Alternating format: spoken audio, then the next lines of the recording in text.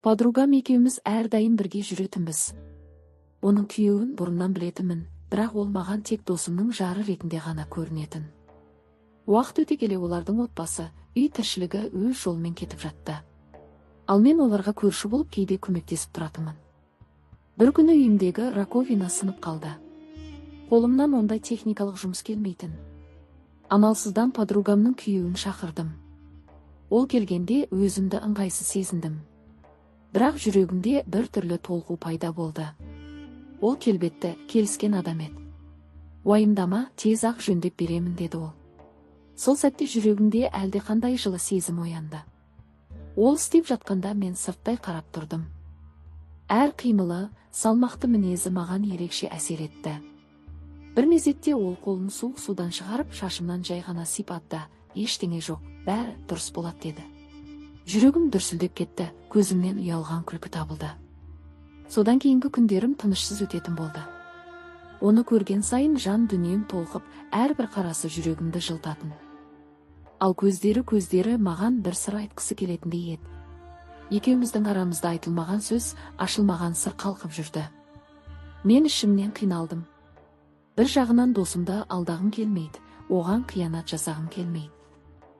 Бірақ екінші жағынан жүрегім өз билігін жүргізіп, оны ойлаумен болады. Түндерім ұйқысыз өтіп, күндерім ұзаққа созылды. Сол күннен кейін менің жан дүниемде бірдеңе өзгерді. Бұрынғыдай емес, күн сайын ойымда тек бір адам жүретін болды. Қайда барсам да, көз алдымда сол бейне, оның байсалды қимылы, сенімді даусы, тіпті ең қарапайым сөздері де жүрегімде жаңғырып тұратын.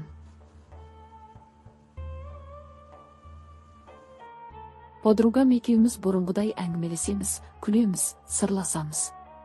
Бірақ менің жанарым еріксіз оның күйеуіне қарай беретін. Бір қарағандай ештеңе жоқ сияқты, бірақ ішкі жан дүниемде дауыл тұрды.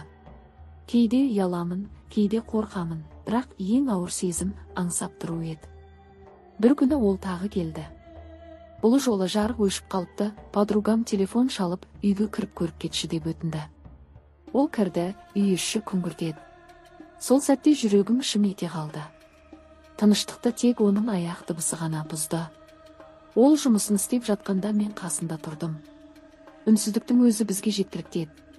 Ол бір мезетте маған қарап қалды. Көздері тым терең еді. Ол көз қараста сөзден де күшті бір сыр бардай көрінді. Мен төмен қарадым, бірақ бетімнен ыстық леп тарады. Сен қорқып тұрсың ба деді ол жай ғана. Даусы жұмсақ шықты. Жоқ, бірақ деп сыбырлап үлгердім де сөзім үзілді. Ол жақындап келді де қолымен иығымнан ұстап ақырын ғана басымды көтерді. Көзіміз түйісті. Сол сәтте бүкіл әлем тоқтап қалғандай болды. Іштей күресіп тұрсам да жүрегімнің дүрсілі бәрін әшкерелеп қойды. Ол ештеңе демеді, мен де үнсіз едім. Бірақ сол үнсіздіктің өзінде мыңдаған сөз, мыңдаған сезім бар еді. Уақыт тоқтап қалғандай, бізді ешкім көрмегендей, жанымызды тек ішкі дауыс басқарғандай болды.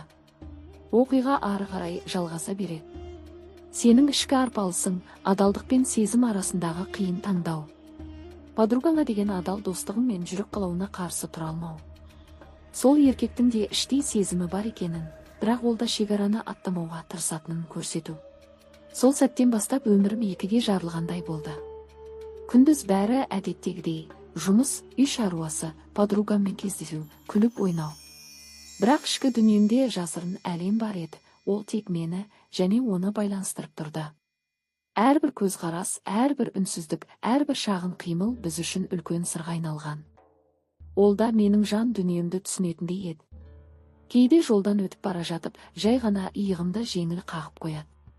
Кәдімгі қимыл сияқты, бірақ жүрегіме шоқ тастағандай әсер ететін. Кейде әдейі сөзге тартпайды, бірақ көздері ұзақ уақыт мені бақылап тұрады. Мен түндерімді ұйқысыз өткізетін болдым. Көзімді жұмсам болды, сол сәт ойыма оралады. Оның жылы алақаны шашымды сипағаны, терең көзқарасы, қасында тұрғандағы қауіпсіздікпен бір мезетте қаулікті сезіну. Өзімді ұстай алмайтын кездерім көбейіп бара жатты. Бір күні подругам екеуміз шай ішіп отырдық. Ол әңгіме арасында: күйеуім кейде сені мақтайды деді. Жақсы қыз, сенімді, бәріне көмектесек деп айтады. Осы сөзді естігенде жүрегім шым ете қалды. Ұялдым да, қуандым да. Бірақ сыртқа ештеңе білдірмедім. Әрине, біз баяғыдан біргеміз ғой дедім жай ғана. Ішімде болса дауыл тұрды, ол мен туралы ойлай ма екен. Кейінірек тағы бір жағдай болды.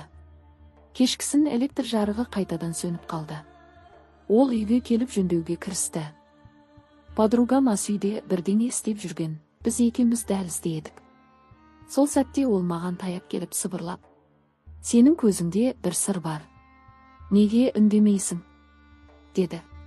Мен тұрып қалдым. Айтсам бәрі өзгермек, айтпасам ішім күймек. Айта алмаймын дедім ақырын. Ол болса үнсіз қолымнан ұстап біраз уақыт жібермей тұрды. Жүрегім дүрсілдеп, бүкіл денем дірілдеп кетті. Бірақ дәл сол сәтте ас үйден подругамның дауысы шықты. Ол тез қолымды қоя берді. Екеуміз ештеңе болмағандай кейіп таныттық. Бірақ ол бір ғана қысқа сәт екеумізді өмір бойы байланыстырғандай болды. Осылай күндер өтіп жатты. Сырттай бәрі қалыпты, бірақ ішімізде жалын. Мен күн сайын өзімді жеңем бе, әлде әлсіздікке беріліп қоямын ба деген оймен өмір сүрдім. Ол да соны сезетіндей, бірақ ештеңені ашық айтпайтын. Екеумізді байланыстырып тұрған жалғыз нәрсе үнсіздік пен көзқарас қана еді. Күндер өте берді. Әдеттегі өмір жалғасқандай көрінгенімен, менің жан дүниемде тыныштық қалмаған еді. Таң атса да, кеш батып, түн ортасы болса да, ойымнан кетпейтін бір бейне бар, ол менің подругамның күйеуі. Бір қарасаң, бұл ойдың өзі қиянаттай. Бірақ жүрегім өз заңмен соғатын, ол ешқандай ақылға бағынбайтын. Таңертең айна алдына келіп шашымды тарап тұрсам да, ойымда сол.